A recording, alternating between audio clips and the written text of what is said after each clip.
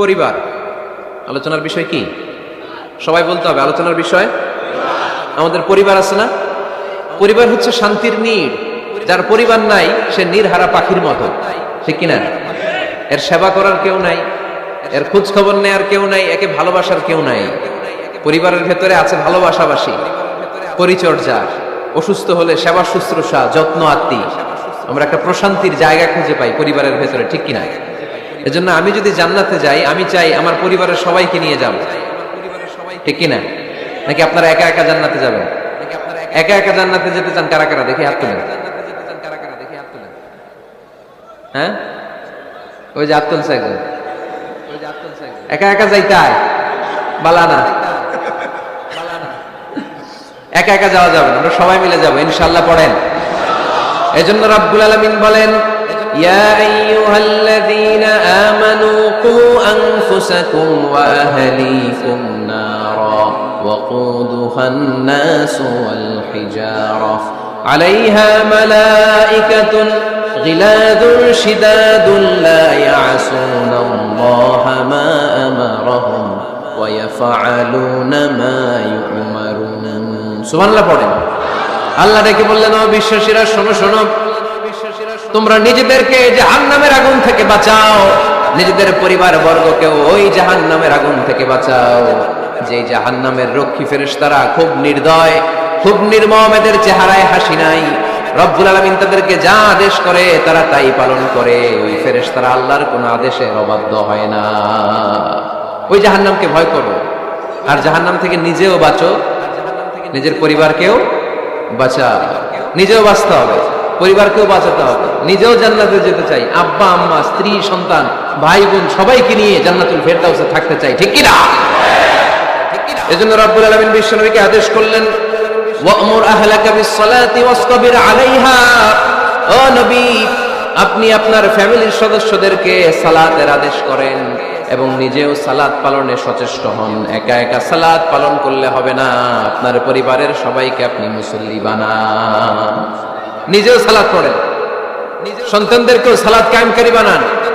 আপনি একা একা নামাজ পড়েন, আপনার ছেলে নামাজ পড়েন, এরকম আছে না নাই? বাবা নামাজ পড়ে, মা নামাজ পড়ে না, আছে না নাই? ভাই নামাজ পড়ে, বোন নামাজ পড়ে না, আছে না নাই? আচ্ছা, আমি জান্নাতে থাকবো, আমার মা থাকবে জাহান্নামে, এটা ভালো লাগবে? আমি থাকবো জান্নাতে, আমার আব্বা জাহান্নামে, ভালো লাগবে কার কার? আমি থাকবো জান্নাতে, আমার ছেলে মেয়েগুলো জাহান্নামে। আমি জান্নাতের নাজ নিয়ামত ভোগ করবো, আমার স্ত্রী থাকবে জাহান্নামের আগুনে, এটা আমাদের ভালো লাগবে? এজন্য মুমিন পরিবারের সবাই আমরা জান্নাতে যেতে চাই। আমিও যাব, মা বাবাও যাবে, আমার স্ত্রী সন্তানরাও যাবে। এজন্য রব্বুল আলামিন বিশ্বনবীকে বললেন, নবী নিজেও জাহান্নামের আগুন থেকে বাঁচেন, আপনার পরিবার বর্গকেও জাহান্নামের আগুন থেকে বাঁচান। নিজেও বাঁচেন, পরিবারকেও বাঁচান। এজন্য মুসল্লি ভাইরা সাবধান, একা মুসল্লি হয় না। ইসলাম পালনকারীরা সাবধান, একা ইসলাম পালনকারী হবেন না। ফ্যামিলির সবাইরে মুসল্লি বানাইতে হবে, সবাই মিলে ইসলাম পালন করতে হবে, সবাই মিলে ঘরটার একটা জান্নাতের টুকরা বানাতে হবে, ঠিক কি না? মুমিন জীবনে পরিবারের গুরুত্ব অনেক বেশি। ফ্যামিলি হচ্ছে এই পৃথিবীর সর্বপ্রথম ইনস্টিটিউশন, প্রতিষ্ঠান। এক একটা পরিবার এক একটা কি প্রতিষ্ঠান, ইনস্টিটিউশন। গোটা বিশ্বে যদি ইসলাম পালন নিষিদ্ধ হয়, আমার পরিবারে আমার ইসলাম পালনের সুযোগ আছে না নাই? কথা কি বুঝতেছেন?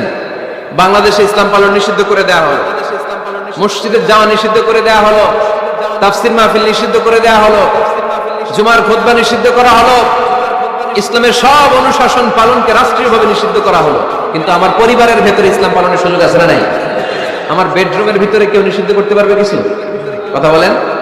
এজন্য গোটা বিশ্বেও যদি ইসলাম পালন নিষিদ্ধ হয়, আমার পরিবারে ইসলাম পালনের সুযোগ আছে না নাই? এজন্য পরিবার অনেক গুরুত্বপূর্ণ। মুমিন পরিবার এটা আল্লাহর পক্ষ থেকে নেয়ামত। আর মুমিন পরিবারে ভালোবাসার ভিত্তি হচ্ছে ঈমান।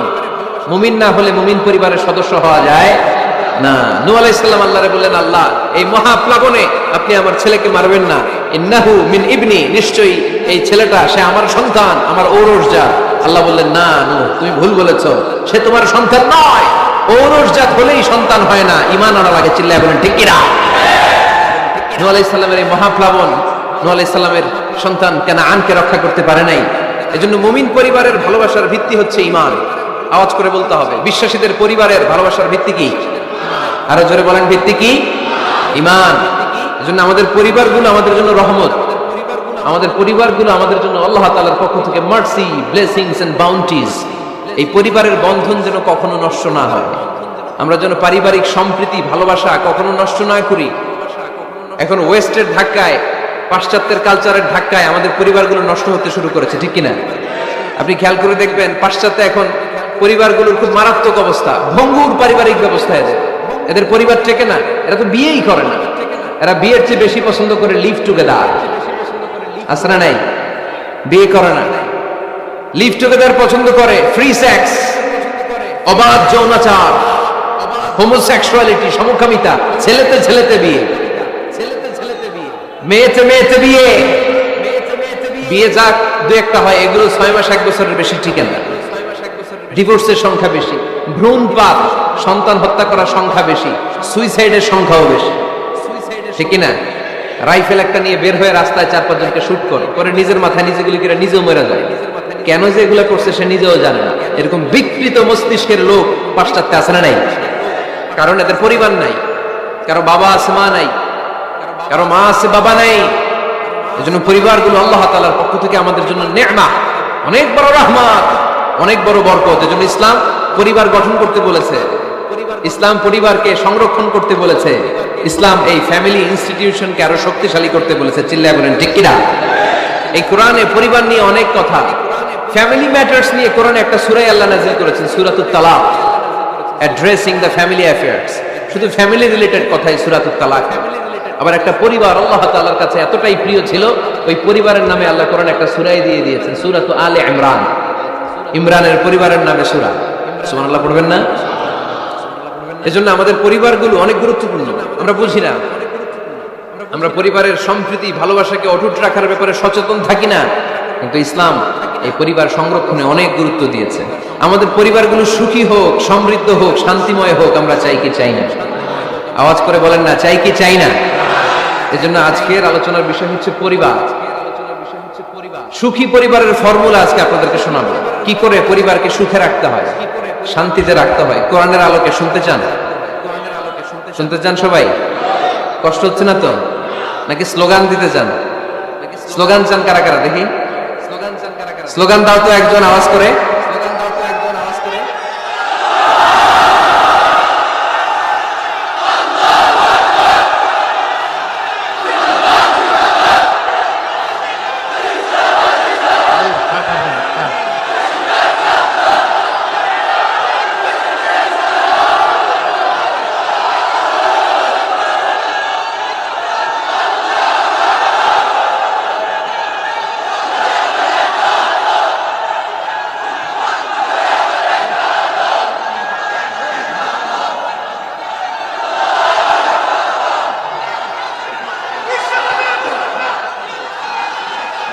প্যান্ডেল থেকে লোক বাইরে বেশি আছে।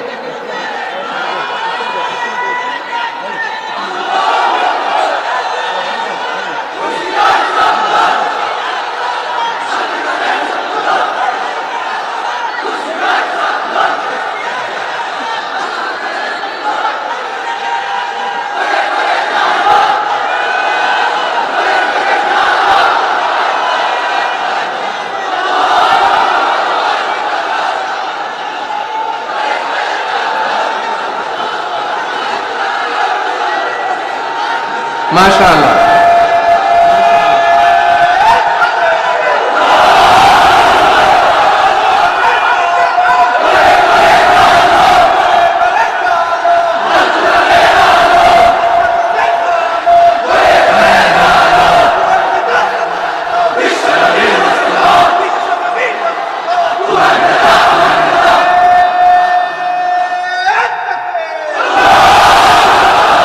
মাশাআল্লাহ, তাবারাকাল্লাহ। আল্লাহ স্লোগানগুলোকে তুমি কবুল করো।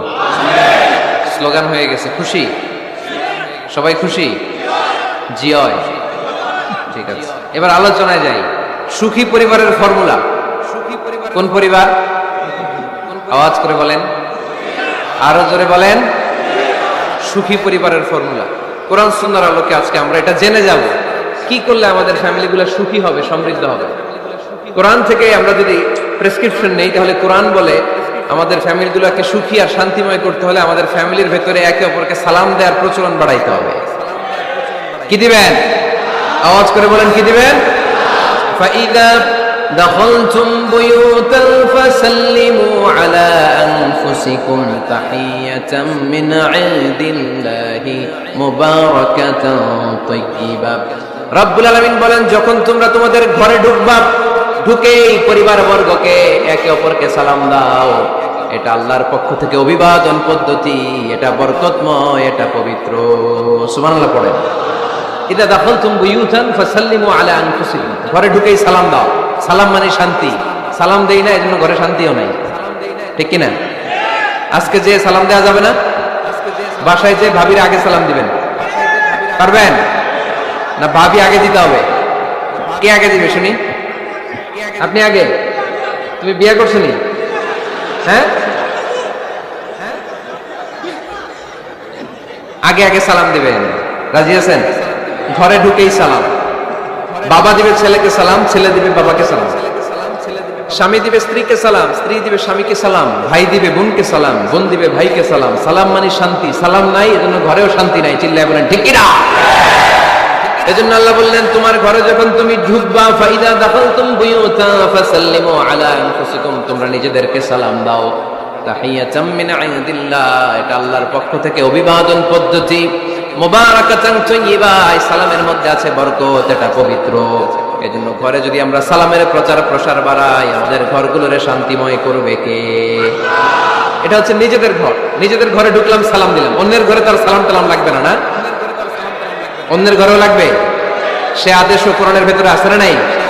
রব্বুল আলামিন বলেন ইয়া আইয়ুহাল্লাযীনা আমানু লা তাদখুলু বুয়ুতান গায়রা বুয়ুতিকুম হাত্তা তাস্তানিসু ওয়া তুসাল্লিমু আলা আহলিহা।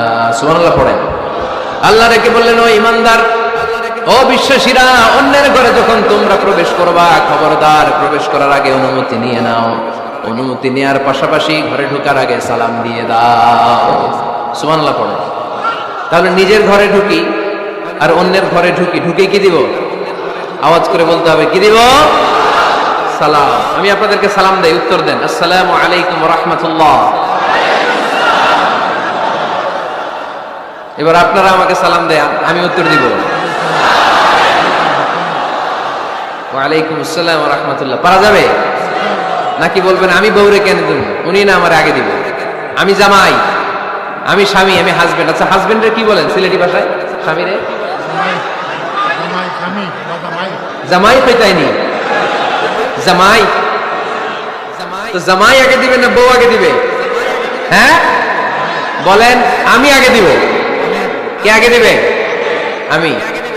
আগে আগে সালাম দেন। আল্লাহর হাবিব সাল্লাল্লাহু আলাইহি ওয়াসাল্লাম বললেন, সহিহ মুসলিমের বর্ণনা, সহিহ মুসলিমের বর্ণনা, আওয়ালা আদুল্লুকুম আলা শাইইন ইযা ফাআলতুমুহু তাহাবাবতুম। আল্লাহর হাবিব বললেন আমি কি তোমাদেরকে এমন একটা ফর্মুলা শিখাইয়া দিব না, এই ফর্মুলা যখন তোমরা অ্যাপ্লাই করবে তোমাদের মধ্যে পারস্পরিক ভালোবাসা বাড়িয়ে দিবে কে? সাহাবীরা বললেন ইয়া রাসূলুল্লাহ অবশ্যই আপনি আমাদেরকে শিখাইয়া দেন।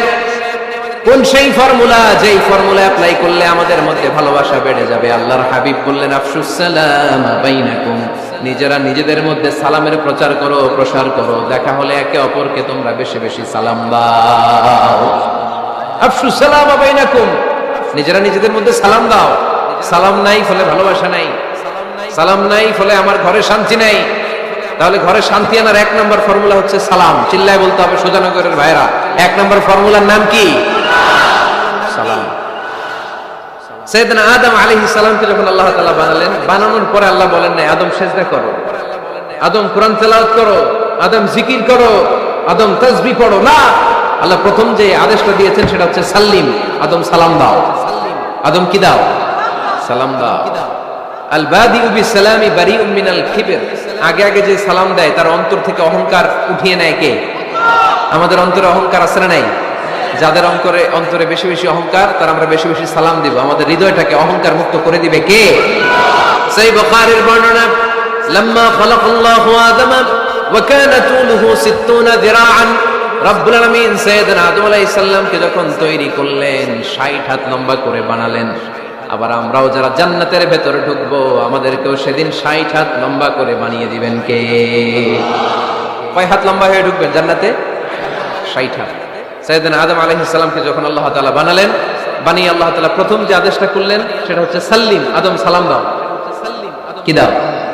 সাল্লিম আলা উলাইকান নাফার, এই ফেরেশতাদের এই দলটাকে সালাম দাও। কারণ ইবলিস অহংকারের কারণে সে হয়েছে জাহান্নামী। আল্লাহ চেয়েছেন আমার আদম যেন অহংকারী না হয়, এজন্য আগে আগে সালাম দেওয়া শিখাই দিলেন। চিল্লায় পড়েন আল্লাহু আকবার।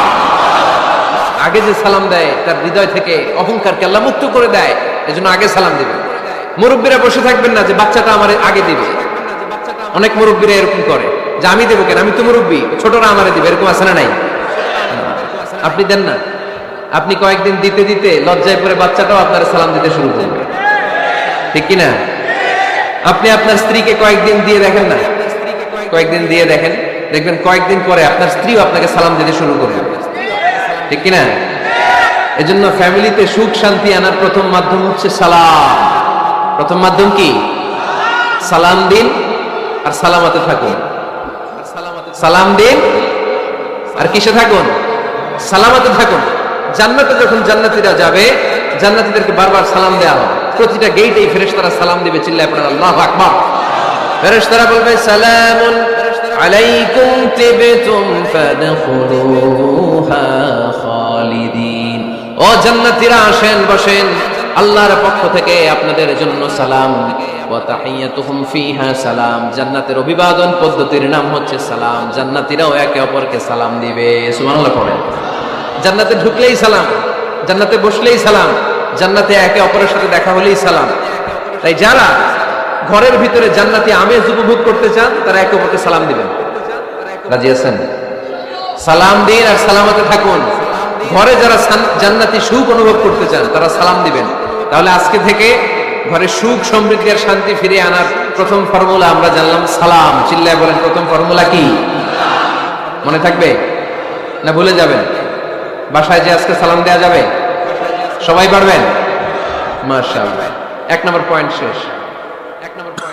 ঘরে শান্তি রাখার, রহমত রাখার 2 নম্বর পদ্ধতি হচ্ছে ঘরে ছবি টাঙিয়ে রাখবেন না। ছবি না, বিয়ের ছবি টাঙিয়ে রাখবেন না। মৃত আব্বা আম্মার ছবি বাধাই করে টাঙিয়ে রাখবেন না। নেতা নেত্রীর ছবিও টাঙিয়ে রাখা যাবে না, এটা নিষেধ। রহমতের ফেরেশতারা আসে না, ঘরে ঢুকে না। ইন্নাল মালাইকাতা লা তাদখুলু বাইতান ফিহি তামাসিল ওয়া সূরা। যে ঘরে মূর্তি আছে আর ছবি টাঙিয়ে রাখে ওই ঘরে রহমতের ফেরেশতা প্রবেশ করে না। তো ঘরে যে রহমত নাই, শান্তি নাই, আপনি রহমতের ফেরেশতা ঢোকার ব্যবস্থাই তো রাখেন নাই। এত রহমত নিয়ে আসতে চায় কিন্তু ঢুকতে পারেন না, ওই যে ছবি টাঙিয়ে রাখছেন। এজন্য সুজানগরের ভাইয়েরা, আমাদের সুজানগরে যদি কারো ঘরে বিয়ের ছবি, আব্বা আম্মার ছবি, ফ্যামিলি গ্রুপ ছবি বা নেতা নেত্রীর ছবি থাকে, আজকে খুলে ফেলা যাবে না? খুলে ফেলা যাবে মুসলমান? খুলে ফেলবেন। হ্যাঁ, আপনি ফ্যামিলি গ্রুপ ছবি রাখতে পারেন। আব্বা আম্মা ভাই বোন সবাই মিলে একটা গ্রুপ ছবি তুললে স্মৃতির জন্য রাখা যায়। এটা অ্যালবাম বন্দি করে রাখবেন। মাঝে মাঝে দেখবেন, দেখলে মৃত্যুর কথা স্মরণ হয়। আয় রে, 10 বছর আগের ছবিটা দেখলে কি কুচকুচে কালো দাড়ি ছিল আমার, এখন সাদা হয়ে গেছে, ঠিক কিনা? তখন বুঝবেন যে মৃত্যুর দিকে আমি এগিয়ে যাচ্ছি। এই দুনিয়াটা ক্ষণিকের, একটা ধোঁকা, একটা মরিচিকা, একটা লোভ আর লালসার পেছনে আমরা ছুটে বেড়াচ্ছি। ধোঁকা। আসল জীবন কবরের জীবন। আওয়াজ করে বলতে হবে, ঠিক কিনা? একদিন মাটির ভেতরে হবে ঘরে মন আমার, কেন বাঁধো দালান ঘর রে মন আমার, কেন বাঁধো দালান ঘর। প্রাণ পাখি উড়ে যাবে পিঞ্জর ছেড়ে,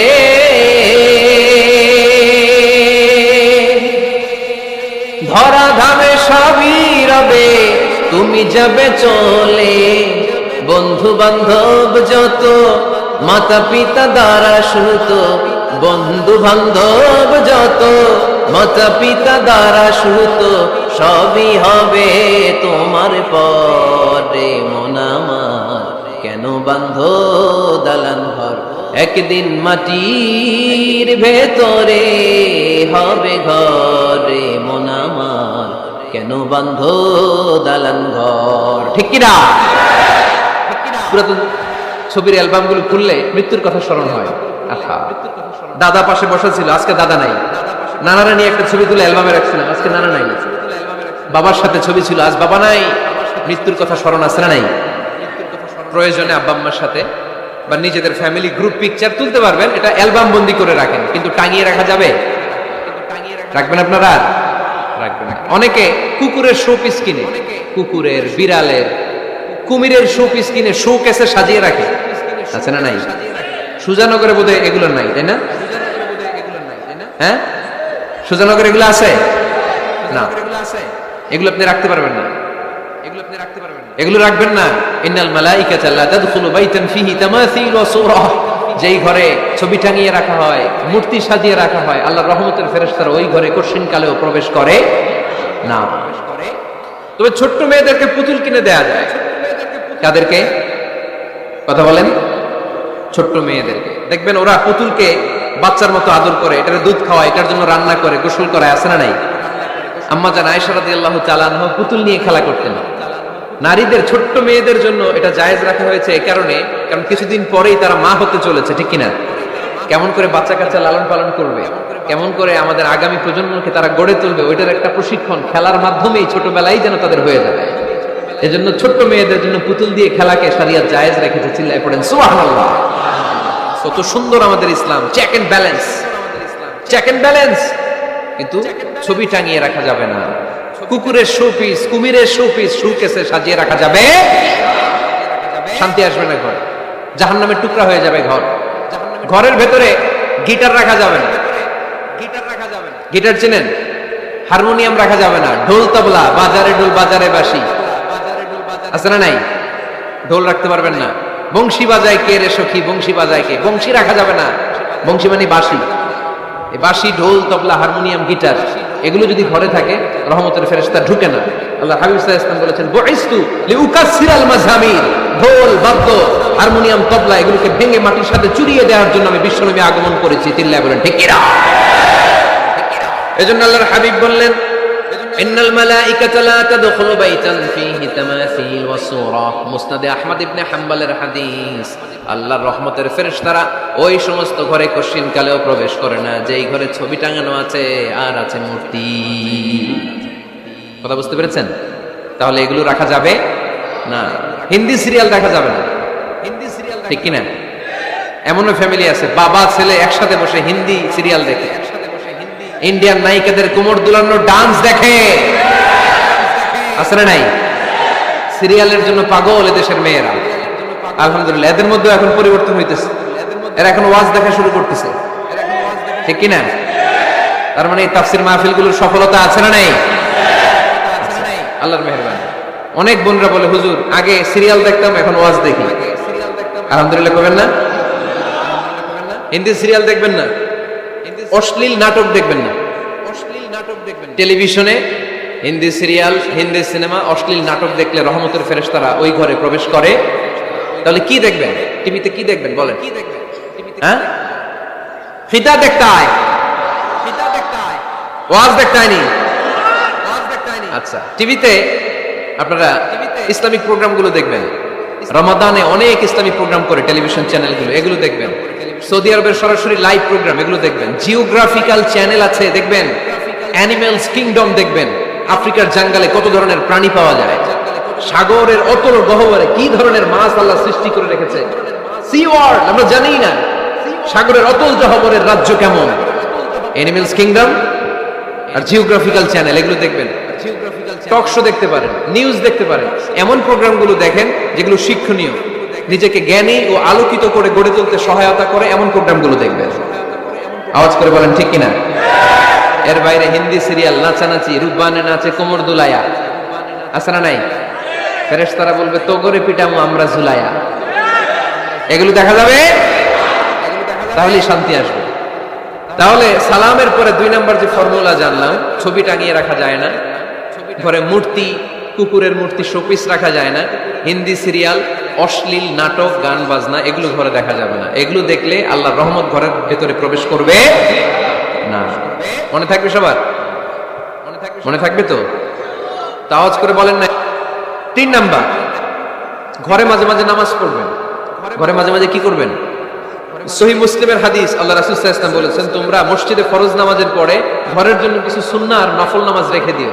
কারণ যারা সুন্নার নফল নামাজ ঘরে পড়ে আল্লাহ তাআলা তাদের ঘরটাকে বরকত দিয়ে পূর্ণ করে দেয়। বৃষ্টি যদি হয় কখনো, বৃষ্টি বাইরে প্রচন্ড বৃষ্টি, আপনি জামাত ধরার জন্য মসজিদে যেতে পারতেছেন না, তখন ঘরের সবাইরে নিয়ে আপনি জামাতের ইমাম হবেন। দরকার আছে না নাই? আপনি ইমাম, আপনার ছেলেরা পেছনে, মেয়েরা পেছনে, নারী পুরুষ একই কাতারে দাঁড়াতে পারে, তো আপনি ইমাম, পেছনে আপনার ছেলেরা, এর পরের কাতারে আপনার মেয়েরা আর আপনার স্ত্রীরা। পারা যাবে না? ছেলে মেয়ে যদি না থাকে, হুজুর আমি আর সে টোনাটুনির সংসার, তাহলে টোনা দাঁড়াবে সামনে, টুনি দাঁড়াবে পেছনে, একসাথে দাঁড়ানো যাবে? আমি আর আজকে সভাপতি লিয়াকত ভাই দুজনে মিলে যদি জামাত করি একসাথে দাঁড়ানো যাবে, আমি এদিকে, লিয়াকত ভাই আমার ডানে, ঠিক কিনা? কিন্তু টোনা টুনি যদি দাঁড়ায়, টোনা দাঁড়াবে সামনে, টুনি দাঁড়াবে বরাবর পিছনে। মাসালা বুঝতে পেরেছেন? The family that prays together stays together. যে ফ্যামিলি একসাথে নামাজ পড়ে ওই ফ্যামিলি টিকে থাকে বহুদিন, ঠিক কিনা? I repeat, the family that prays together stays together. যে পরিবার একসাথে সালাত আদায় করে ঘরে, এই পরিবারগুলো ভাঙে না। এই পরিবারের ডিভোর্সের কথা শুনবেন না, এই পরিবারে আছে শুধু শান্তি আর শান্তি। চিল্লায় বলেন ঠিক কিনা? তাহলে 3 নম্বর ফর্মুলা সুজানগরবাসীদের জন্য যেটা আমি শোনালাম, ঘরে জামাতে সালাত পড়বেন। বৃষ্টি, জামাতে যেতে পারতেছেন না, সবাই নিয়ে আপনি ইমামতি করেন, অথবা তাহাজ্জুদের সময় বাচ্চাদের ডিসেম্বর মাসে প্রায় অফ থাকে না, কথা কয় না? ডিসেম্বর মাসে ছুটি আছে না নাই? আচ্ছা, ছুটির সময়গুলোতে তাহাজ্জুদের প্রোগ্রাম করেন বাসায়, আপনি ইমাম, আপনার ছেলে মেয়ে আর স্ত্রী, আপনার মুক্তাদি একসাথে ঘরে সালাত পড়লে ঘরটারে বরকতময় করে দেয় কে? কয়টা গেল? কয়টা? ভালো লাগতেছে না, না? নাকি আবার স্লোগান লাগবে? স্লোগান লাগলে আমারে বলবেন, স্লোগান দেওয়াই দিব।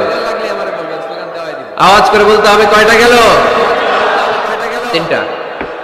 4 নাম্বার, ঘরে সুখ শান্তি সমৃদ্ধি ফিরিয়ে আনার 4 নাম্বার ফর্মুলা হচ্ছে একসাথে খাবার খান।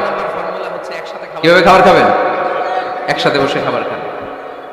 যদি একান্নবর্তী ফ্যামিলি হয়, ভাই বোন আত্মীয় স্বজন একসাথে, নারী পুরুষ দেখা দেয়া জায়েজ নেই, তখন ছেলেরা একসাথে খান। ছেলেদের পর্ব শেষ হলে মেয়েরা একসাথে খান। একসাথে খেলে খাবার শেয়ার করলে বরকত আছে না নাই? সামান্য একটু খাবার আপনি আপনার ছেলের পাতে তুলে দেন, আপনার ছেলে আপনার পাতে তুলে দিবে, বরকত বাড়ায় দিবে কে? একসাথে ইফতারি করবেন, আলাদা আলাদা ইফতারি করবেন, একসাথে ইফতারি করলে বরকত দেয় কে? আল্লাহর হাবিব সাল্লাল্লাহু আলাইহি ওয়াসাল্লাম বলেন, কেউ যদি কাউকে ইফতারি করায় তাহলে রোজাদারের যত সওয়াব, যিনি ইফতারি করালো তারও তত সওয়াব। সাহাবারা বলেন, আমাদের তো এত সম্পদ নাই যে মানুষকে ইফতারি করাবো। আল্লাহর হাবিব সাল্লাল্লাহু আলাইহি ওয়াসাল্লাম বলেন, ওয়ালাউ বিতামরা, একটা খেজুর দিয়েও যদি করাও এই সওয়াব পাবে। ওয়ালাউ বিআযফাতি লাবান, এক ঢোক দুধ দিয়েও যদি করাও, ওয়ালাউ বিশারবাতি মা, এক ঢোক পানি দিয়েও যদি করাও এই সওয়াব পাবে। আপনি আপনার ভাই বোন একসাথে ইফতারি করতে বসেছেন, আপনার প্লেট থেকে একটা পেঁয়াজও আপনার ভাইয়ের প্লেটে দিবেন, ওই সওয়াব পাবে। আপনার ভাই একটা খেজুর আপনার প্লেটে দিবে, ওই সওয়াব পাবে। সুবহানাল্লাহ কইবেন না? তাহলে ঘরে সুখ শান্তি ফিরে আনার 4 নম্বর ফর্মুলা, একসাথে খাবার খান। একসাথে খাবার খেলে হৃদ্যতা বাড়ে, সম্পর্ক বাড়ে। খাবার শুরু করবেন বিসমিল্লাহির রহমানির রহিম দিয়ে। কি দিয়ে? কোন হাতে খাবেন? বা হাতে, তাই না? চিল্লায় বলেন কোন হাতে? ডান হাতে। বিসমিল্লাহ বলে খাওয়া শুরু করবেন, ডান হাতে খাবেন। খাওয়ার শেষে পড়বেন আলহামদুলিল্লাহ। খাওয়ার পরে কি পড়বেন? খবরদার রান্নার বদনাম করবেন না কখনো। রান্নার বদনাম করেন নাকি? এটা ঝাল হয়েছে, ওইটা মজা হয় নাই, এটা টক হয়েছে, এটা লবণ হয় নাই, এরকম আছে না নাই? লবণ হয় নাই, বউরের তালাক দিছে, এরকম আছে না নাই? রান্না একটু ভালো হয় নাই, ঝাল হয়ে গেছে বেশি, বউরের মায়ের সুদ, এরকম ডাকাইতেছে না নাই? মা আবা রাসূলুল্লাহি সাল্লাল্লাহু আলাইহি ওয়াসাল্লাম তুআমান ক্বাত্তু, আল্লাহর হাবিব সাল্লাল্লাহু আলাইহি ওয়াসাল্লাম কখনো কোনো রান্নার বদনাম করতেন না। ইনিশতাহাহু আকালাহু, বুখারীর বর্ণনা। ভাল লাগলে খেতেন, ভাল লাগতেছে আরো খেতেন, আরো খেতেন। ওয়া ইন কারিহাহু তারাকা, ভালো না লাগলে রেখে দিতেন, ওর দিকে তাকাইতেন না। কিন্তু কখনো বলেন নাই লবণ হয় নাই, কখনো বলেন নাই ঝাল বেশি হয়েছে, কখনো বলেন নাই রান্নাটা মজা হয় নাই। সুবহানাল্লাহ পড়বেন না? কি রাসূল ছিলেন আমার। এজন্য রান্নার বদনাম করবেন না, একসাথে মিলেমিশে খান, বরকত বাড়ায় দিবে কে? 4টা গেল। 5 নাম্বার, ঘরে কোরআন তেলাওয়াত করুন। কি তেলাওয়াত? কোরআন তেলাওয়াত নাই, ঘরে তেলাওয়াত নাই, ফজরের পরে তেলাওয়াত নাই, সব ঘুম আর ঘুম, আছে না নাই? তো রহমত বরকত ঢুকবে কেমনে? ঘরে কোরআন তেলাওয়াত করুন। হাজবেন্ড তার ওয়াইফকে কোরআন তেলাওয়াত শোনাবে, ওয়াইফ তার হাজবেন্ডকে শোনাবে, বাবা তার সন্তানকে শোনাবেন, সন্তান বাবাকে শোনাবেন। প্রতি মাসের জন্য একটা সূরাকে নির্ধারণ করুন যে আমরা সবাই মিলে এই মাসে এই সূরাটা মুখস্থ করব। পারা যাবে? আওয়াজ করে বলেন তো, সূরাতুদ দুহা এটা কি খুব বড় সূরা? কথা কয় না। সূরাতুদ দুহা কি বড় সূরা না ছোট সূরা? এক মাসে কি এই সূরাটা মুখস্থ করা যাবে না? কথা বলে। ওয়াত-তিনি ওয়াজ-যাইতুন ওয়া তুরি সিনিন এটা কি বড় সূরা? এক মাসে পারা যাবে না? প্রতি মাসের জন্য একটা করে সূরা নির্ধারণ করুন। তাহলে 12 মাসে কয়টা সূরা? আওয়াজ করে বলতে হবে। 12টা সূরা। 12টা সূরা প্রতি মাসে একটা। আজকে তো 31st নাইট না? কয়টা বাজে? হ্যাঁ, আরো সময় বাকি। 12টা বাজতে বাজতে আরো দেরি অনেক। এখানে পট্টা খোঁজা যায় নাকি? এখানে বোমা টোমা কিছু নাই না? মাশাআল্লাহ, সুজানগরের লোক তো খুব আল্লাহওয়ালা দেখি। আল্লাহ কবুল করুক। এই যে নতুন বছরের জন্য প্ল্যান নেন, ঘরটারে কি করে সুখী সমৃদ্ধ বানাবেন। প্রতি মাসের জন্য কয়টা সূরা? 12 মাসে তাহলে কয় সূরা? 12 সূরা। প্রতি সপ্তাহে আপডেট নেবেন, খোঁজ খবর নেবেন, কয় আয়াত হইলো তোমার। স্ত্রীর খোঁজ খবর নেবেন, সন্তানের খোঁজ খবর নেবেন, কয় আয়াত হলো। মাস শেষে সবাই সবার কাছ থেকে শুনবেন, ঘরের বরকত বাড়ায় দিবে কে? এরকম ফ্যামিলি আমাদের সবার হোক, আমরা চাই না? হ্যাঁ, স্ত্রী তার স্বামীকে কোরআন তেলাওয়াত করে শোনায়, স্বামী তার স্ত্রীকে কোরআন তেলাওয়াত করে শোনায়, বাবা তার সন্তানকে কোরআন তেলাওয়াত করে শোনায়, সন্তান তার বাবাকে কোরআন তেলাওয়াত করে শোনায়। আপনার ছেলে মেয়েরা যখন কোরআন পড়ে আওয়াজ করে পড়তে বলেন, যাতে ভুল হলে শুধরে দিতে পারেন। এবং প্রতি মাসে যে সূরাটা মুখস্থ করবেন ওই সূরাটা তাদাব্বুরে কোরআন করতে হবে, অর্থ জানতে হবে। মাতৃভাষায় কোরআনের অর্থ জানার দরকার আছে না নাই? তাহলে ঘরে কোরআন তেলাওয়াত করবেন। আল্লাহ রাসূল সাল্লাল্লাহু আলাইহি ওয়াসাল্লাম আম্মা জান আয়েশা রাদিয়াল্লাহু তাআলা আনহার কোলের মধ্যে মাথা রেখে কোরআন তেলাওয়াত করতেন। সুবহানাল্লাহ নাই? বিয়ে করছেন কারা কারা দেখি হাত তোলেন। বিবাহিতদেরকে সুজানগরে কি বলেন আপনার আঞ্চলিক ভাষায়? বিবাহিত, বিয়াতি। আর অবিবাহিত আবিয়াতি। বিয়াতিরা হাত তুলেন, বিয়াতিরা। আবিয়াতি বেশি আজকে, বিয়াতি কম। আতনামানি। স্ত্রীর কোলে মাথা রেখে কোরআন তেলাওয়াত করবেন, পারবেন না? কষ্ট হবে? স্ত্রীর কোলে মাথা রেখে কোরআন তেলাওয়াত করবেন, এটা সুন্নাহ। আল্লাহ রাসূল সাল্লাল্লাহু আলাইহি সাল্লাম আম্মা জান আয়েশা রাদিয়াল্লাহু তাআলা আনহার কোলে মাথা রেখে কোরআন তেলাওয়াত করতেন। আম্মা জান আয়েশা রাদিয়াল্লাহু তাআলা আনহা বলেন, কানা রাসূলুল্লাহ সাল্লাল্লাহু আলাইহি ওয়াসাল্লাম ইয়াকরাউল কুরআন ওয়া রাসুহু ফি হাজরি ওয়া আনা হায়েদ। আমার মাসিক চলা অবস্থায়, মেনস্ট্রুয়েশনাল পিরিয়ড চলা অবস্থায় আমার কোলে মাথা রেখে বিশ্বনবী কোরআন তেলাওয়াত করেছেন, আর আমি শুনেছি। চিল্লায় পড়েন সুবহানাল্লাহ। ঘরে শান্তি নাই, কারণ কোরআন তেলাওয়াত নাই। তো কোরআনের তেলাওয়াতও নাই, শান্তিও নাই। আল্লাহর হাবিব সাল্লাল্লাহু আলাইহি ওয়াসাল্লাম বলেছেন, সহিহ মুসলিমের হাদিস, লা তাজআলু বুয়ুতাকুম মাকাবিরা, তোমরা তোমাদের ঘরটারে গোরস্থান বানিয়ে রেখো না। ফা ইন্না শাইতানা ইয়ানফিরু মিনাল বাইতিল্লাযী তুকরাউ ফীহি সূরাতুল বাকারা, কারণ শয়তান ওই ঘর থেকে দৌড়ে পালায় যেই ঘরে সূরাতুল বাকারা তেলাওয়াত করা হয়। সুবহানাল্লাহ পড়েন। এজন্য ঘর উদ্বোধনের সময় কোন সূরা পড়তে হয়? সূরা বাকারা। চিল্লায় পড়েন কোন সূরা? আওয়াজ করে পড়েন কোন সূরা? নতুন ঘর করছেন, নতুন দোকান করছেন, নতুন ফ্ল্যাট কিনেছেন, কোন সূরা পড়বেন? সূরাতুল বাকারা। শয়তান ওই ঘরে থাকে না। সহিহ মুসলিমের আরেকটা হাদিস আল্লাহ রাসূল সাল্লাল্লাহু আলাইহি ওয়াসাল্লাম বলেছেন, ইকরাউ সূরাতুল বাকারা, তোমরা সূরা বাকারা তেলাওয়াত করো। ফা ইন্না আখযাহা বারাকা, যে সূরা বাকারা পড়ে আল্লাহ তাআলা ওই ঘরটায় বরকত দেয়। ওয়া তারকাহা হাসারা, আর যে সূরা বাকারা পড়ে না সে খালি আফসোস করে। ওয়ালা ইস্তাতিউল বাতালা, কোন জিন, কোন পেতনি, কোন ব্ল্যাক ম্যাজিক, কোন জাদু টুনা বান ওই ঘরের কোন সদস্যকে কোনো ক্ষতি করতে পারে না। আবার সূরা বাকারায় একটা আয়াত আছে, কোরআনের সর্বশ্রেষ্ঠ আয়াত। বলেন তো আয়াতটার নাম কি? আওয়াজ করে বলেন কোন আয়াত? আল্লাহর হাবিব সাল্লাল্লাহু আলাইহি ওয়াসাল্লাম বললেন, মান কারা আয়াতুল কুরসি দুবুরা কুল্লি সালাতিন মাকতুবা, প্রত্যেক ফরজ সালাতের পরে যে ব্যক্তি আয়াতুল কুরসি পড়বে তার জান্নাতে যাওয়ার ব্যাপারে আর কোনো বাধা থাকবে না। একটা মাত্র বাধা ছাড়া, সেটা হচ্ছে মরণ। লোকটা মরে না তাই জান্নাতে যায় না, মরলেই জান্নাতি। আওয়াজ করে পড়েন আল্লাহু আকবার। তাহলে সংসারে শান্তি আনার 5 নম্বর পদ্ধতি হচ্ছে ঘরে কোরআন তেলাওয়াত করতে হবে। তাহলে ঘরে সুখ শান্তি আর সমৃদ্ধি আনার 5 নম্বর ফর্মুলা হচ্ছে ঘরে কোরআনের তেলাওয়াত লাগবে। এখন কোরআনের তেলাওয়াত নাই, কোরআন আমরা শিখাতে চাই না, আছে না নাই? আমরা এখন ধর্মপ্রাণ হয়েছি কোরআন ছাড়া। কি ছাড়া? ধর্মপ্রাণ, ধর্মপ্রাণ, আমরা বড়ই ধর্মপ্রাণ। নামাজ রোজার কিছু নাই, ভুলেও ধরি না কোরআন। ধর্মপ্রাণ, রোজ সকালে শুনতাম আগে আল কোরআনের বাণী রে, আল কোরআনের বাণী। এখন শুনি সারে গামার দীপ্ত ফ্যান ফেনানি। রোজ সকালে শুনতাম আগে আল কোরআনের বাণী রে, আল কোরআনের বাণী। এখন শুনি সারে গামার দীপ্ত ফ্যান ফেনানি। ধর্মপ্রাণ মুসলমান আজকাল হয়েছে মডার্ন। ধর্মপ্রাণ, ধর্মপ্রাণ, আমরা বড়ই ধর্মপ্রাণ। নামাজ রোজার কিছু নাই, ভুলেও ধরি না কোরআন। ধর্মপ্রাণ, ঠিক না?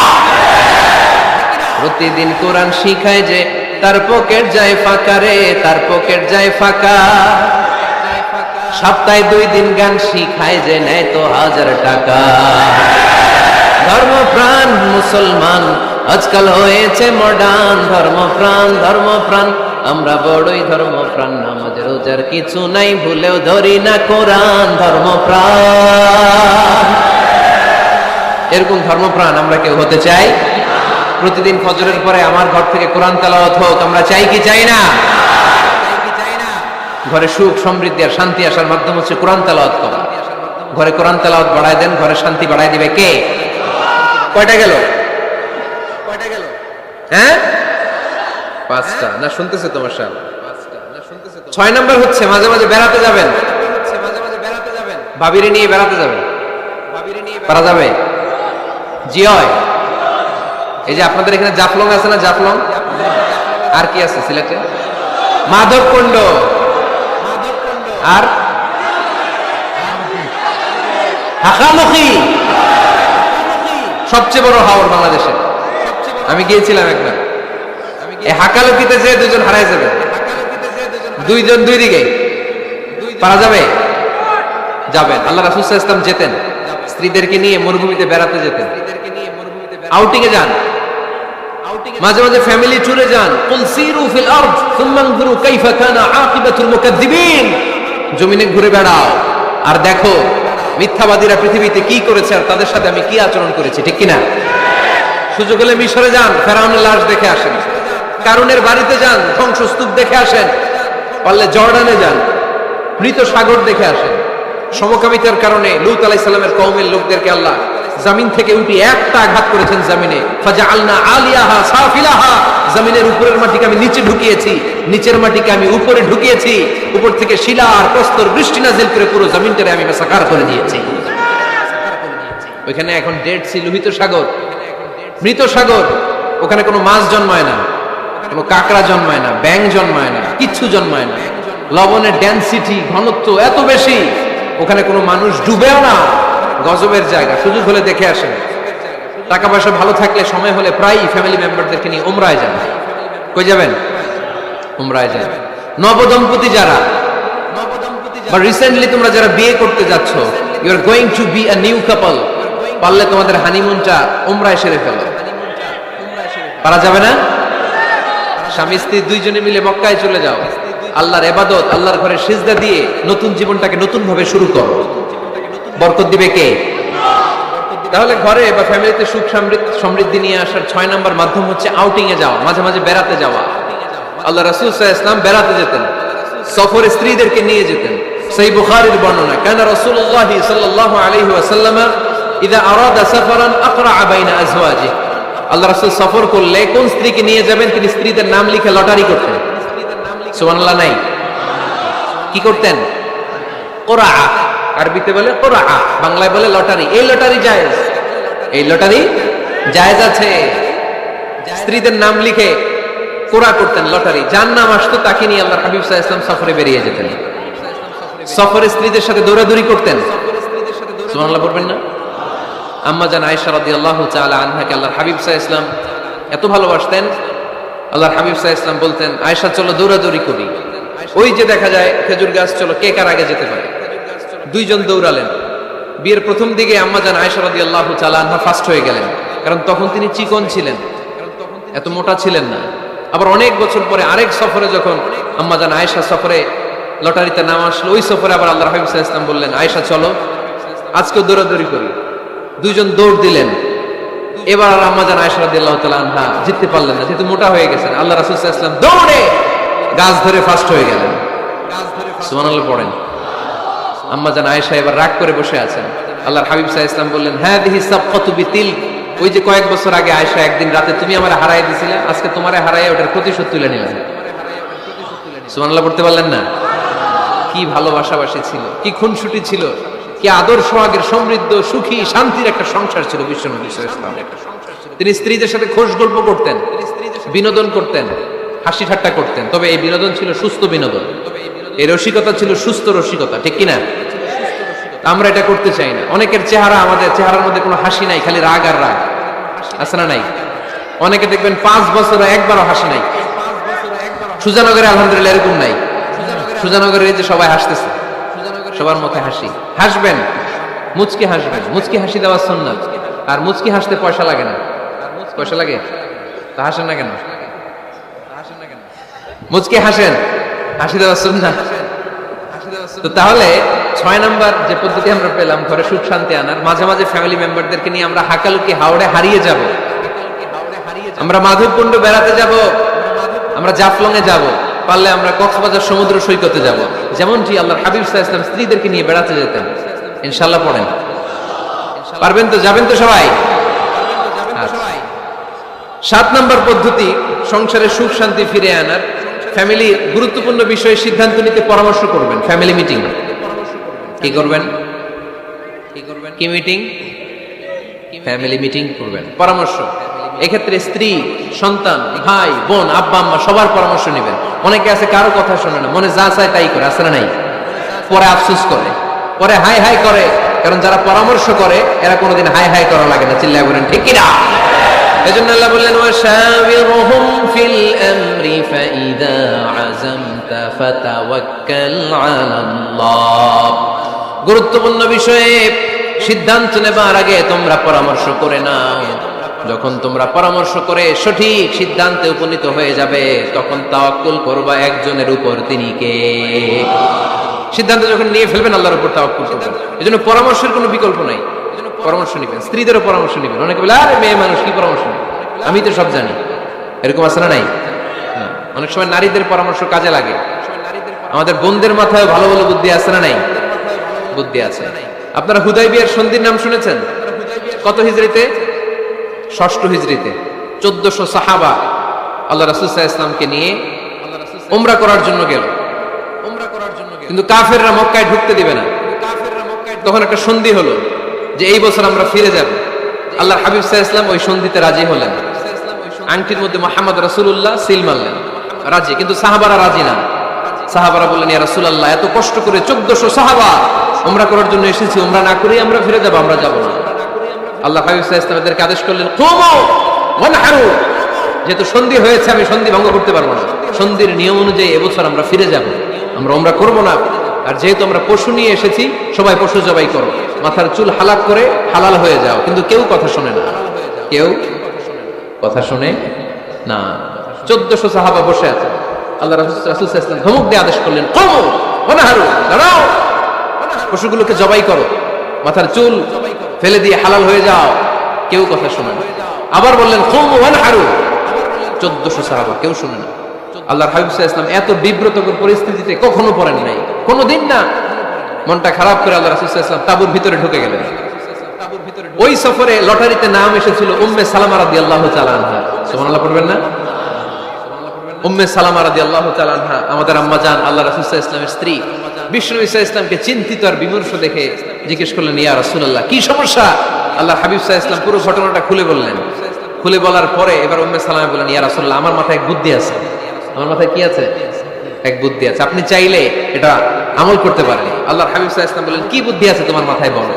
উম্মে সালামা রাদিয়াল্লাহু তাআলা আনহা বললেন, ইয়া রাসূলুল্লাহ সাল্লাল্লাহু আলাইহি ওয়াসাল্লাম, আপনি কারোর সাথে কথা বলবেন না, কাউকে আদেশ করবেন না, আপনি নিজে ঘর থেকে এখন বের হয়ে যাবেন, নিজেই আপনার উটটাকে আপনি নহর করে ফেলবেন, মানে জবাই করে ফেলবেন। এরপর আপনার চুল যে সাহাবা সব সময় কেটে দেয় তাকে আদেশ করবেন আপনার চুল ফেলে দেওয়ার জন্য, বাকিটা কি হয় নিজেই দেখবেন। সুবহানাল্লাহ পড়বেন না? উম্মে সালামা রাদিয়াল্লাহু তাআলা আনহার পরামর্শ অনুযায়ী আল্লাহর হাবিব সাল্লাল্লাহু আলাইহি ওয়াসাল্লাম তাবু থেকে বের হলেন, নিজ হাতে ছুরি দিয়ে উটকে নহর করলেন। উট জবাই করা যায় না। কুরবানির সময় ঈদুল আজহায় 10-12 জন মিলে গরুকে রশি দিয়ে বেঁধে মাটিতে শুইয়ে গলার মধ্যে আমরা যেভাবে জবাই করি, উটকে ওইভাবে জবাই করা যায় নাকি? আরব বিশ্বে আমাদের ভাইরা ছিল, তারা জানে উট জবাই হয় না, উটকে করতে হয় নহর। আল্লাহর হাবিব সাল্লাল্লাহু আলাইহি ওয়াসাল্লাম নিজে ছুরি নিয়ে উটের গলার মধ্যে এরকম খোঁচা মারলেন, ফিনকি দিয়ে ঝমঝম করে রক্ত বেরোতে শুরু করলো, নহর হয়ে গেল। সাহাবারা দৃশ্য দেখে অবাক। আল্লাহর হাবিব বললেন, আইনা হালিকি, আমার মাথার চুল হালাক করে দেয় ওই সাহাবী কই? আমার সেলুনম্যান কোথায়? আমার বারবার কোথায়? আল্লাহর হাবিবের কথা শুনে বিশ্বনবীর ওই সাহাবী এসে দাঁড়িয়ে গেল। আল্লাহর হাবিব বলল, আমার মাথার চুল তুমি ফেলে দাও। ওই সাহাবী বিশ্বনবীর মাথার চুল ফেলে দিল। এই দৃশ্য দেখে 1400 সাহাবী ধৈর্য ধারণ করতে পারলো না, দাঁড়িয়ে থাকতে পারলো না। এই দৃশ্য দেখা মাত্র 1400 সাহাবী সবাই দাঁড়িয়ে নিজেদের পশু জবাই করে সবাই নিজেদের মাথা হালাক করে হালাল হয়ে গেল। আওয়াজ করে পড়েন আল্লাহু আকবার। The problem solved. কার পরামর্শে? কার পরামর্শে? স্ত্রীর পরামর্শে। আল্লাহর হাবিব সাল্লাল্লাহু আলাইহি ওয়াসাল্লাম কারোর সাথে কথা না বলে বের হয়ে নহর করলেন, নিজের মাথার চুল ফেলে দিলেন। এই দৃশ্য যখন সাহাবারা দেখলো যে নবী এটা করেছে, আর বসে থাকা যায় না। 3 বার আদেশ করার পরেও আমরা অনেক আবেগ দেখিয়েছি, আর আবেগ নয়, আমার নবী যাই করেছে আমরা তাই করব। 1400 সাহাবা পশু জবাই করা শুরু করে দিল, মাথার চুল ফেলে দিয়ে হালাল হয়ে গেল। আওয়াজ করে পড়েন সুবহানাল্লাহ। তার মানে মাঝে মাঝে নারীদের পরামর্শেরও দরকার আছে না নাই? এজন্য একা একা সিদ্ধান্ত নেবেন না, নারীদের কাছ থেকে পরামর্শ নেবেন। আল্লাহর হাবিব সাল্লাল্লাহু আলাইহি ওয়াসাল্লাম নারীদের পরামর্শ গুরুত্ব দিয়েছেন। মাঝে মাঝে জুনিয়রদের পরামর্শ নিতে হয়, ছোট্ট বাচ্চাদের পরামর্শ নিতে হয়। ছোট্ট বাচ্চাদেরকে বোকা মনে করবেন না, ছোট্ট ছেলে মেয়েদেরকে বোকা ভাববেন না, ওদের মাথায় বুদ্ধি আছে। মাঝে মাঝে জুনিয়ররা সিনিয়রদেরকে হারায় দেয়, আছে না নাই? আল্লাহর হাবিব সাল্লাল্লাহু আলাইহি ওয়াসাল্লামের একটা বৈশিষ্ট্য ছিল, তিনি কিছু খেলে খাওয়ার পরে বন্টন করলে কোন দিক দিয়ে করতেন? আওয়াজ করে বলেন না, ডান দিক থেকে। একবার তিনি দুধ খেলেন, দুধ খেয়ে বন্টন করবেন, কিন্তু ডান দিকে দাঁড়িয়ে ছিল একটা ছোট্ট ছেলে, আর বাঁ দিকে মুরব্বী সাহাবারা। আল্লাহর হাবিব সাল্লাল্লাহু আলাইহি ওয়াসাল্লাম এই ছোট্ট ছেলের কাছ থেকে অনুমতি চাইলেন। তার মানে ছোট্টদেরও পরামর্শ দরকার আছে না নাই? আল্লাহর হাবিব বললেন, আতাআযানু লি আন উ'তিয়া হাউলা, আমার স্বভাব হলো খাবার বন্টনের সময় ডান দিক থেকে করি, কিন্তু এখন ডান দিকে তুমি ছোট্ট মানুষ, বাম দিকে বয়স্ক সাহাবারা, তুমি যদি অনুমতি দাও তোমার আগে বয়স্ক সাহাবাদেরকে দিয়ে আমি খাবার বিতরণ করতে চাই। ছোট্ট ছেলেটা বলল, ইয়া রাসূলুল্লাহ লা উসিরু বিনাসিবি মিনকা আহাদান, আপনার এই বরকতের জিনিস আমি অন্য কাউরে দিতে চাই না, আমার ভাগেরটা আমি আগে খাইতে চাই। যেহেতু হিসাবে আমি পাই, আমারে আগে দেন, আমি দিব না। সুবহানাল্লাহ পড়েন। সে যেহেতু রাজি হয় নাই, আল্লাহ রাসূল সাল্লাল্লাহু আলাইহি ওয়াসাল্লাম দিতেও পারে নাই। আল্লাহর হাবিব সাল্লাল্লাহু আলাইহি ওয়াসাল্লাম দুধের পেয়ালাটা মুরব্বিদের হাতে নেহা দিয়ে ছোট্ট বাচ্চার হাতে তুলে দিয়েছে। চিল্লায়ে পড়েন আল্লাহু আকবার। তাহলে ছোট্ট বাচ্চাদের পরামর্শের দলিল আছে না নাই? আল্লাহ রাসূল সাল্লাল্লাহু আলাইহি ওয়াসাল্লাম একবার ওয়াজ করতেছেন, সহিহ বুখারীর বর্ণনা। আল্লাহর হাবিব সাল্লাল্লাহু আলাইহি ওয়াসাল্লাম বললেন, ইন্না মিনাশ শাজারি শাজারা, এক ধরনের গাছ আছে, লা ইয়াসকুতু ওয়ারাকুহা, যেই গাছের পাতা কোনোদিন ঝরে না, পাতা পড়ে না, একটা গাছ আছে। মাসালুহা কামাসালিল মুসলিম, এই পাতার দৃষ্টান্ত মুসলিমের দৃষ্টান্ত একই। হাদিসুনি মা হিয়া, দেখি তো কোন সাহাবী বলতে পারে এটা কোন গাছ? আল্লাহর হাবিব বললেন, এমন একটা গাছ আছে যেই গাছের কোনো পাতা ঝরে না। এই পাতার দৃষ্টান্ত, গাছের দৃষ্টান্ত, মুমিনের দৃষ্টান্ত একরকম। ফাহাদিসুনি মা হিয়া, কে আছো বলতে পারো এটা কোন গাছ? কেউ পারে না।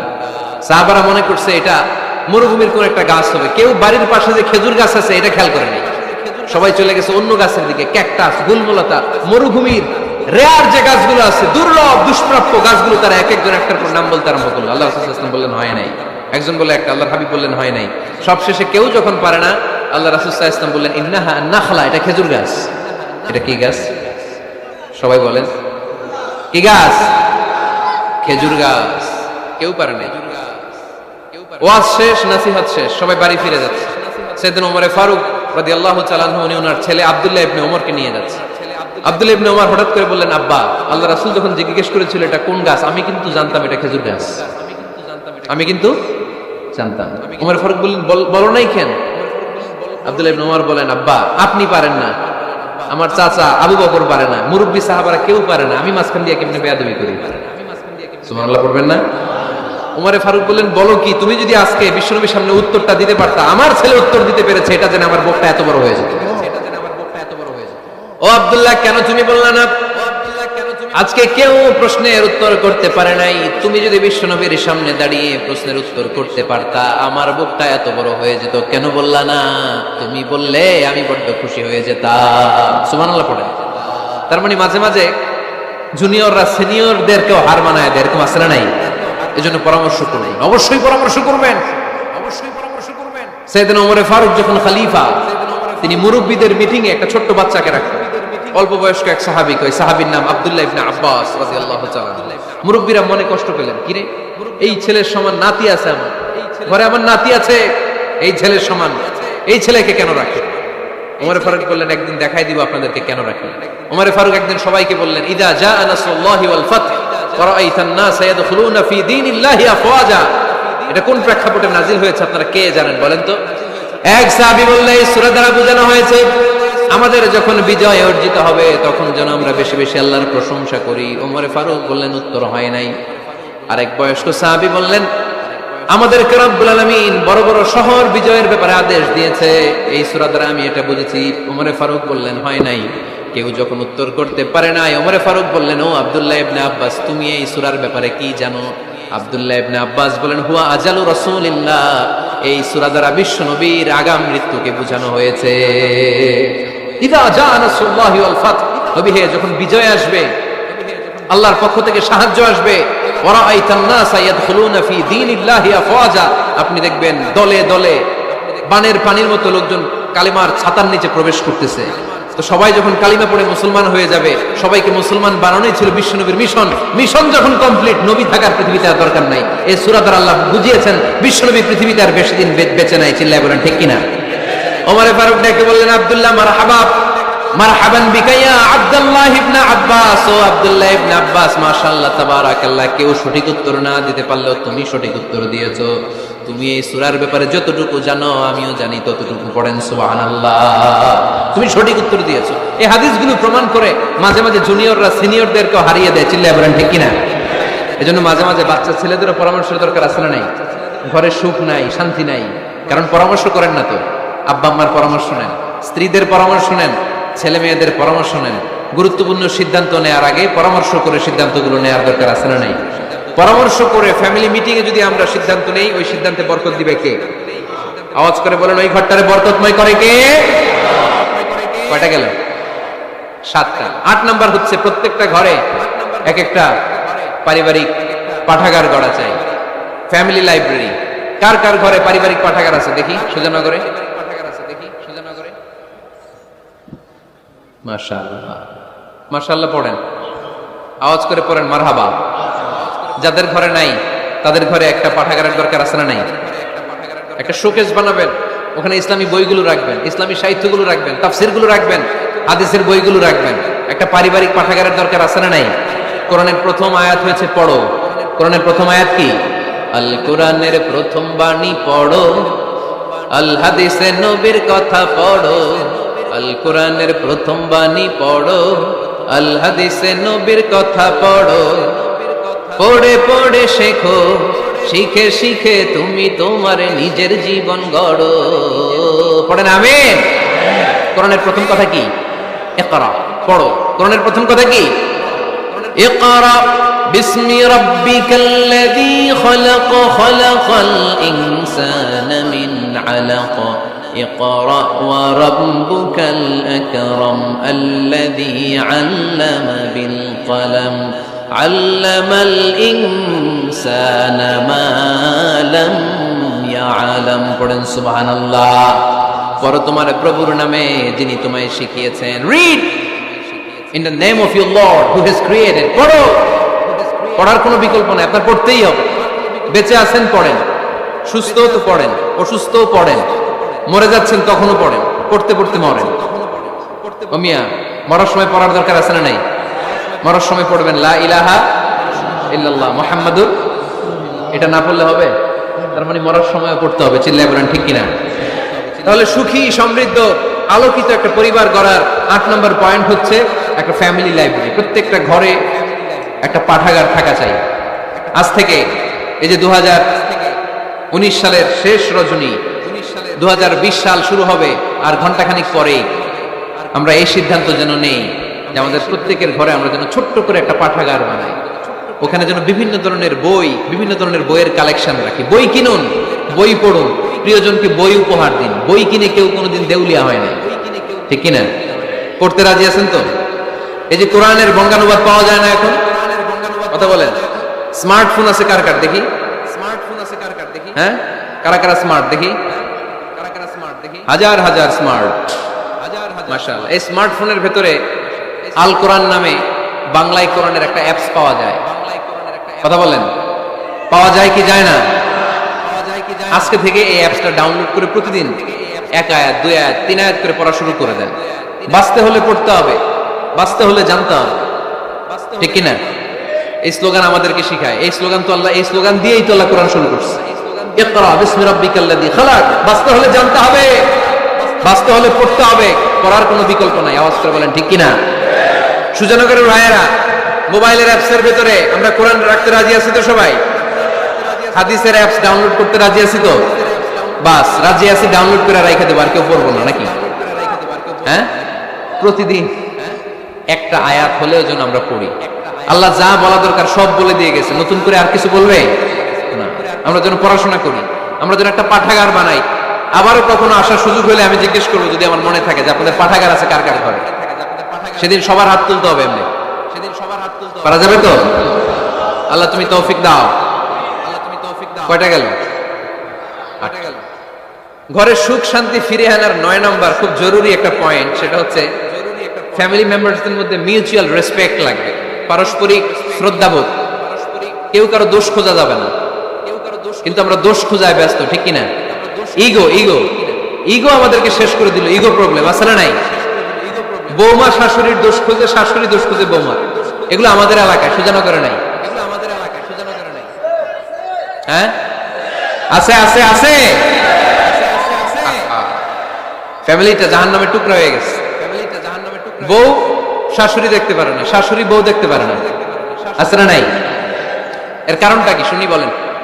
3টা উত্তর নিব এখান থেকে। একজন বলেন যে বৌমা শাশুড়ির পিছনে লাগা থাকে, আর শাশুড়ি বৌমার পিছনে লাগা থাকে। বৌমা শাশুড়ির ছায়া দেখতে পারে না, শাশুড়ি বৌমার ছায়া দেখতে পারে না। কারণটা কি? একজন এদিকে আওয়াজ করে। আত্মসম্মানের কারণে। তার মানে ইগো ইগো প্রবলেম। এদিকে একজন। ইসলামের জ্ঞান নাই, মাশাআল্লাহ। আর এদিকে স্টার জলসা পাওয়া গেছে। স্টার জলসায় যা দেখায় ওইটাই ঘরে চলে না। স্টার জলসা হচ্ছে কেমন করে শাশুড়ির সাথে বউয়ের গিরিঙ্গি লাগানো যায়, এটার প্রশিক্ষণ, ঠিক কিনা? ভয়ঙ্কর। তাহলে এগুলো দেখা বাদ দিতে হবে। এগুলো যতক্ষণ ঘরে থাকবে হবে না, হবে না। রিমোট কন্ট্রোল কেড়ে নিবেন, কেড়ে নিয়ে মাইল লাগাই দিবে। একটা ক্ষুধার্ত বাঘ 1 মাস খায় নাই, তারপরে হরিণের মাংস পাইছে। ওই বাঘের বুঝ দিলেও বাঘের কাছ থেকে হরিণের মাংস টেনে নেওয়া যায়, কিন্তু আমাদের মা বোনদের হাত থেকে হিন্দি সিরিয়ালের জন্য টিভির রিমোট কন্ট্রোল কেড়ে নেওয়া যায় না। দিবে না রিমোট কন্ট্রোল, দিবে না রিমোট কন্ট্রোল। তো এই জন্য আপনাদের কথা অনুযায়ী এই জি বাংলা স্টার জলসা হিন্দি সিরিয়াল হচ্ছে বৌমা শাশুড়ির গিরিঙ্গি বা দ্বন্দ্বের প্রধানতম কারণ। তাহলে হিন্দি সিরিয়ালকে ঝাড়ু পেটা করে বের করে দিতে হবে। এগুলোর সাথে মুসলিম পরিবারের কোনো সম্পর্ক। আরো কিছু কারণ আছে, এগুলো আমি বের করছি, শুনবেন। বৌমা শাশুড়ির এই ঝগড়ার প্রধান কারণ হচ্ছে জেনারেশন গ্যাপ, ঠিক কিনা?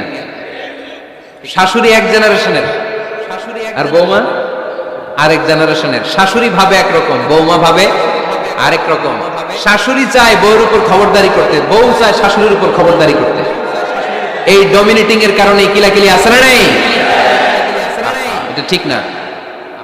আমার শাশুড়ি মায়েরা যারা আছেন, প্রথমে শাশুড়ি দিয়ে শুরু করি। আমার মাইকের আওয়াজ যে ঘরগুলোতে যায়, আমার শাশুড়ি মাদেরকে বলবো, বউদের উপর অত্যাচার করবেন না।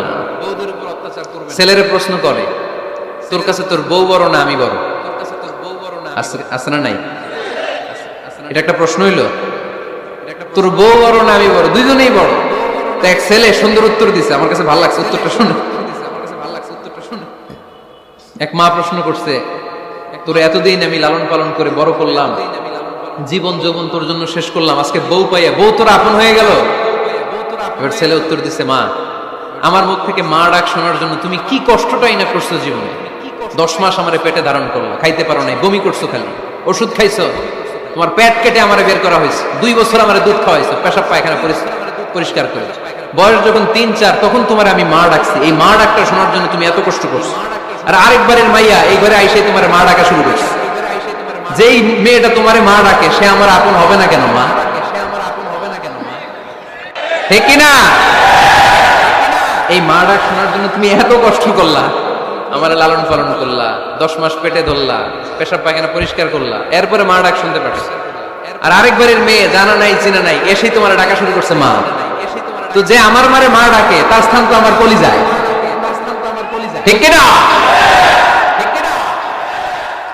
শাশুড়ি আম্মারা যারা আছেন প্লিজ বৌমাদেরকে কষ্ট দিয়েন না, বৌমাদেরকে কষ্ট দিয়েন না। অনেক শাশুড়ি আছে পান থেকে চুন খসলে রেগে যায়, পদে পদে স্ত্রীর ভুল ধরে, বউয়ের ভুল ধরে, আছে না নাই? এটা করবেন না, সে তো নতুন, আপনার অনেক এক্সপিরিয়েন্স হতে তার সময় লাগবে, তাকে সময় দিন, তাকে ভালোবাসুন, ঠিক কিনা? না বুঝে সামান্যতে বৌমারে বদদোয়া দেয়, এরকম আছে না নাই? কিন্তু বুঝতে চায় না, বৌমারে যদি বদদোয়া দেয় তাহলে তার নিজ ছেলের পরিবারের ক্ষতি, পেটে ধরা যে ছেলে, ছেলের পরিবারের কিন্তু ক্ষতি, তার আপন নাতি নাতনিদেরই ক্ষতি। আওয়াজ করে বলেন ঠিক কিনা? বৌমাকে বদদোয়া দিয়েন না, বৌমাকে বদদোয়া দিয়েন না। বৌমাকে নিজের মেয়ের মতো দেখবেন। সমাধান আমি দিচ্ছি, কেমন দেখতে হবে? নিজের মেয়ের মতো। নিজের মেয়ে সকালে ঘুম থেকে উঠে 11টা, ওইটা সমস্যা নাই, বৌমার কেন উঠবো না, ওইখানেই ঝামেলা, আছে না নাই? মেহেরবানি করে আপনার বৌমাকে আপনার নিজের মেয়ের মতো দেখেন, নিজের মেয়ের যেমনি আদর করেন তাকেও অমনি আদর করেন। আপনার বৌমারে যদি আপনি কষ্ট দেন, মনে রাখবেন আপনার নিজের মেয়েটাও আরেকবারের বউ হয়ে কয়েকদিন পরে যাবে। আপনি যা যা করবেন আপনার মেয়েকেও তারা ওই রকম কষ্ট দিয়ে বাড়িতে ফিরিয়ে দিবে। চিল্লায় বলেন ঠিক কিনা? খবরদার, টিট ফর ট্যাট, ইট্টি মারলে পাটকেলটি খেতে হয়। এজন্য শাশুড়ি আম্মা জানারা যারা আছেন, বৌমার সাথে খারাপ আচরণ করবেন না মেহেরবানি করে। তাকে আপনি কষ্ট দিলে আপনার নিজের মেয়েটাও আরেক বাড়ির বৌমা হবে, সেও ওই বাড়িতে এই কষ্টগুলো ভোগ করবে। এগুলো যখন আপনি শুনবেন তখন আপনার চোখ দিয়ে পানি পড়বে কি পড়বে না? পড়বে। এবার আসেন বৌমার কথা বলি। বৌমা যারা আছেন মেহেরবানি করে, বৌমা যারা আছেন মেহেরবানি করে আপনার শাশুড়ি আম্মাকে নিজের মায়ের জায়গায় রাখবেন। আপনার বাড়ি ছেড়ে নতুন বাড়িতে আসছেন, তো এটাই তো আপনার বাড়ি। আপনার মা রেখে দিয়ে নতুন মা পাইছেন, এটাই তো আপনার মা। তো ওনাকে মায়ের জায়গায় বসাতে আপনার সমস্যাটা কোথায়? বৌমারা খেয়াল রাখবেন, আপনি আপনার শাশুড়ির সাথে যে আচরণটা করতেছেন, আপনার শেষ বয়সে আপনার ছেলের বিয়ে দেওয়ার পরে যেই বৌমাটা আসবে ওই আচরণই আপনাকে ফিরিয়ে দিবে। The nature has its own return. প্রকৃতির একটা মাইর আছে, এটা শেষ মাইর, এটা শেষ খেলা। প্রকৃতির খেলা বড় খেলা। আপনি আপনার শাশুড়ির সাথে যে আচরণ করবেন, আপনার শেষ বয়সে আপনি একদিন শাশুড়ি হবেন, এটা মাথায় রাখবেন। ওই আচরণই আপনি ফিরে পাবেন। আওয়াজ করে বলতে হবে ঠিক কিনা? এজন্য 9 নম্বর পয়েন্টস হচ্ছে মিউচুয়াল রেসপেক্ট। সবাই যেন সবাইকে ভালোবাসি। দোষ ছাড়া মানুষ নাই, সবার দোষ আছে। আমরা যেন একে অন্যের দোষ না খুঁজি। বৌমারা, আপনাদের কেন যদি আমার মাইকের আওয়াজ যায়, অল্প কিছু টেকনিক অবলম্বন করলে আপনি আপনার শাশুড়ির মন জয় করতে পারবেন। শাশুড়িরা আসলে বেশি কিছু চায় না, আগের জামানার মানুষ তো, এদেরকে ওইভাবে হাত করতে হবে। মাঝে মাঝে একটু শাশুড়ির মাথায় তেল দিয়ে দিন, চুলে তেল দিয়ে দিবেন আর কি, মাঝে মাঝে চুল আশ্রয় দিবেন, এগুলো কিন্তু খুব পছন্দ করে শাশুড়িরা। ওনার প্রেশারটা একটু মেপে দিবেন, ডায়াবেটিক্সের ওষুধটা খাইলো কিনা সময় মতো খোঁজ নিবেন, কি পছন্দ করে খেতে একটু রান্না করে দিবেন। যেই বক্তার ওয়াজ শুনতে পছন্দ করে ওই বক্তার ওয়াজগুলো ডাউনলোড করে শাশুড়ি আম্মাকে দিবেন, ইসলামী বই দিবেন। দেখবেন বয়স্ক নারীরা মাহফিল যেতে খুব পছন্দ করে, ওয়াজ শুনতে খুব পছন্দ করে, নবীদের কাহিনীগুলো শুনতে পছন্দ করে। বসায় বসায় একটু কাহিনীগুলো শোনাবেন। বাইরে বেরোলে জিজ্ঞেস করেন, আম্মা আপনার কিছু লাগবে কিনা। আরেকটা টিপস আছে, চুল যখন আশ্রাবেন আর শাশুড়ির মাথা যখন তেল দিয়ে দিবেন তখন অতীতের কথা জিজ্ঞেস করেন। দেখবেন অতীতের স্মৃতিতে হারিয়ে গিয়েছে আপনার শাশুড়ি। কি জিজ্ঞেস করবেন জানেন? জিজ্ঞেস করবেন, আম্মা জান মুক্তিযুদ্ধের সময় আপনার বয়স কত ছিল? ওই সময় মুক্তিযুদ্ধের সময় আপনাদের এলাকায় কি কি হয়েছিল মা? আরেকটা প্রশ্ন করবেন, মা বিয়ের সময় আপনি কেমন ছিলেন? ওই দিন দেখবেন বুড়ি আর বুড়ি নাই, জোয়ান হয়ে গেছে, ওই দিন বলবে মা আমি অনেক সুন্দরী ছিলাম, আমার মাথায় অনেক চুল ছিল, আজকে নাই। আমগো গ্রামে আমার সাথে সুন্দরী মাইয়া ছিল না। অতীতের স্মৃতি হাতরাতে হাতরাতে তিনি হারিয়ে যাবেন। জিজ্ঞেস করবেন যে মা শীতকালে আপনাদের দেশে কি পিঠা বানাতেন, আপনি যখন ছোট ছিলেন আপনার বাপ চাচারা কি করতো, এগুলো জিজ্ঞেস করলে উনি স্মৃতির পাতা হাতরাতে হাতরাতে চোখ দিয়ে দাঁড় দাঁড় করে ওনার পানি ঝরতে শুরু করবে। আপনার জায়গায় ওনার হৃদয়ের মনি কোঠায় এমন জায়গায় পৌঁছবে আপনার ছাড়া অনেক কিছুই বুঝবে না। বৌমারা এই অল্প কিছু টিপস অবলম্বন করে আপনারা আপনাদের শাশুড়ির মনকে জয় করতে পারেন। শাশুড়ি বৌমার দ্বন্দ্ব আমরা চাই না। আমরা চাই শাশুড়ি বৌমাকে নিজের মেয়ের মতো জানে, আর বৌমার শাশুড়িকে আপন মায়ের মতো ভালোবাসুক, ঠিক কিনা? এই মিউচুয়াল রেসপেক্টই পারে শাশুড়ি বৌমার দ্বন্দ্বকে দূর করতে, আর ঘরটারে শান্তি টুকরা বানাতে। আওয়াজ করে বলেন ঠিক কিনা? কয়টা গেল? আর আছে কয়টা? দোয়া করবেন একে অপরের জন্য। দোয়া সাইয়েদনা ইব্রাহিম ফ্যামিলির জন্য দোয়া করতেন, রব্বি জাআলনি মুকিমাস সালাতি ওয়া মিন যুররিয়াতি রব্বানা ওয়া তাকাব্বাল দুআ। ও আল্লাহ আপনি আমার নামাজ কায়েমকারী বানান, আমার কলিজার টুকরা সন্তান ইসমাইলকেও নামাজ কায়েমকারী বানান, আমার দোয়াটা আপনার দরবারে আপনি কবুল করে নেন। সুবহানাল্লাহ পড়েন। রব্বানা ইন্নী আসকানতু মিন যুররিয়াতি বিওয়াদিন গায়রি যী যার'ইন ইনদা বাইতিকাল মুহাররাম। ও আল্লাহ আমার সন্তান সন্ততি আমার ফ্যামিলিকে ধুধুমরু প্রান্তর এই উপত্যকার মধ্যে তোমার কাবা ঘরের সামনে রেখে গেলাম, তাদেরকে তুমি নামাজ কায়েমকারী বানিয়ে দিও। গোটা বিশ্বের সব মানুষের অন্তর আমার ফ্যামিলির দিকে আল্লাহ তুমি ঝুঁকিয়ে দিও। ওয়ারযুকহুম মিনাস সামারাত, ফলমূল দিয়ে আল্লাহ তুমি তাদেরকে রিজিকের ব্যবস্থা করে দিও। তার মানে সব নবীরা তাদের পরিবারের সদস্যদের জন্য দোয়া করতেন কি করতেন না? আবার কোরআনে আমাদেরকে শিখালো, রব্বানা হাব লানা মিন আজওয়াজিনা ওয়া মিন যুররিয়াতিনা কুররাতা আ'য়ুন ওয়াজআলনা লিল মুত্তাকিনা ইমামা। ও আল্লাহ এমন নেককার সন্তান, এমন নেককার স্ত্রী আপনি আমাকে দান করেন যাদের দিকে তাকালে আমার চোখ দুইটা ঠান্ডা হয়ে যায়। চক্ষু শীতলকারী স্ত্রী দেন। বিয়ে যাদের হয় নাই ইয়াং ছেলেরা এই দোয়াটা করবা। বিয়ের জন্য দোয়ার দরকার আছে না নাই? প্রতিদিন এই দোয়া করবা, আল্লাহ এমন স্ত্রী দেন, এমন জীবন সঙ্গিনী আপনি আমাকে দেন, এমন লাইফ পার্টনার দেন যার দিকে তাকালে আমার চোখ জুড়িয়ে যায়। এমন সন্তান আল্লাহ আপনি আমার ফ্যামিলিতে দেন যাদের দিকে তাকালে আমার চোখ দুইটা ঠান্ডা হয়ে যায়।